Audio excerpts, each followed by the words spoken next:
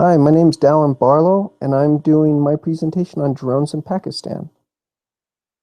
So the two questions I had to tackle were, why do we have them in Pakistan? Like, why do we have the drones in Pakistan? And are they effective? So I broke these two questions down. The first one being, what is a drone and what is it used for?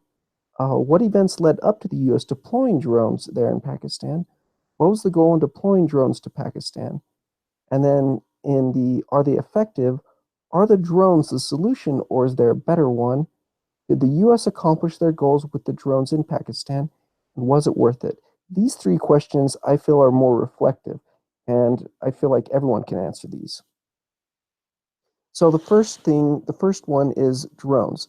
What are they? They're unmanned aerial vehicles, UAVs. They're often referred to as UAVs.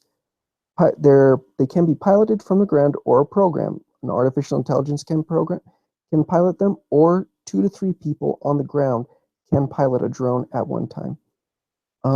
The big reason they're used is because they're cheaper than traditional planes, and they can fly a lot longer. They can fly sometimes up to 82 hours, which is a lot longer than an average plane. There's two types of drones. There's one that's used for that's surveillance that they use for reconnaissance missions, and then there's one that's an attack drone that usually has missiles or guns mounted on it. The events that now getting into the events that actually led up to the U.S. deploying drones to Pakistan. The big one obviously was 9/11. Once 9/11 hit, the U.S. goes to war on terrorism. The United States invades several countries with the intention to stop militancy there in those countries. Pakistan, to try to avoid any harsh feelings with the United States, they actually try to strike a deal with Al Qaeda and the Taliban to give up Osama bin Laden, but they fail to do so. Um, they, act, uh, they actually become a very, very good ally of ours from 2001 to 2004. That being said, the president actually said that he allied with the United States because he was afraid that Pakistan would be bombing into the Stone Age if they didn't. So even though there was a ally, even though we had an allied agreement, they it was mostly out of fear that he did that. That the president said he did that. So here's the number of drone strikes. You can see that the numbers in 2004, 2005, they're all pretty small. 2007 and then 2008 they just jump up, and up to 2010 where they hit 97 drone strikes. That's only in Pakistan. That's the only amount of drone strikes. That's not counting how many people actually died.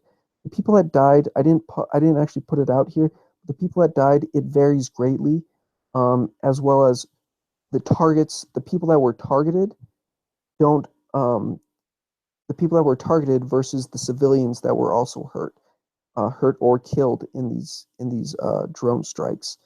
A good portion of the people that died in these drone strikes are claimed to have been just regular civilians, not Taliban leaders, not Al Qaeda leaders, none of that, just regular civilians. And so most people that died in these were actually civilians. And so that is very sad.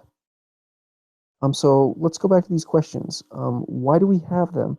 Why do we have them there? What is a drone and what is it used for? Well, we know what a drone is. We read about it.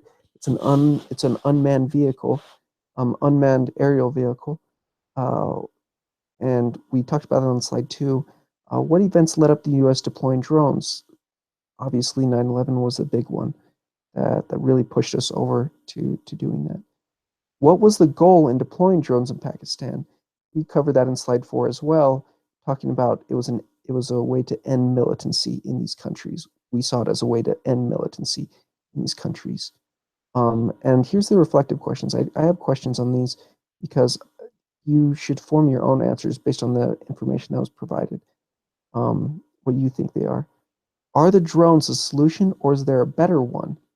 What do you think? I think there is a better solution, but I'm just not sure what it is actually.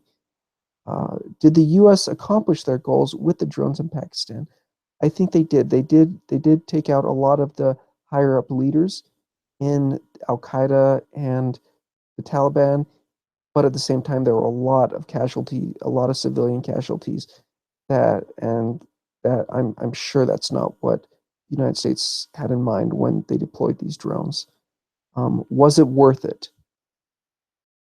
That is a very that like I say that's another reflective question.